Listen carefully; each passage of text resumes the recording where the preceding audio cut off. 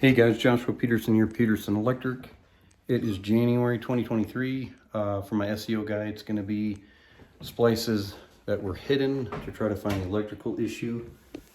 This was behind drywall that disconnected all of this circuit up here.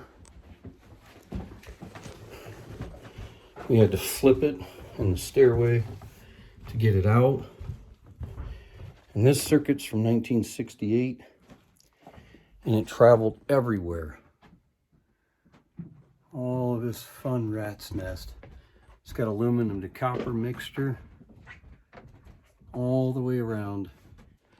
I've been here 2.5 hours and I still have to put everything back in the wall and pick it up. Yes, shed has power. Shed has power? Awesome.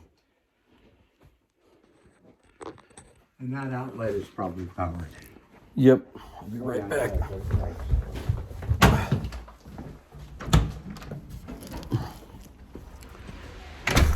So this has got copper in some of the panel, aluminum in some of it, more copper here and aluminum for original because this was added.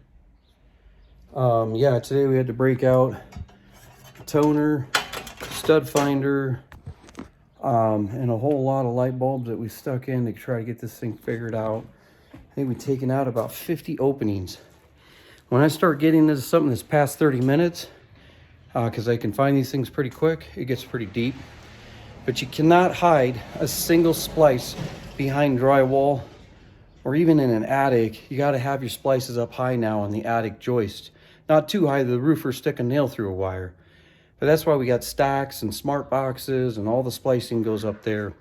But this is the exact result. It'd be billed 3.5 hours today for something that on the phone sounded like a typical call at 30 minutes. All right, thanks guys.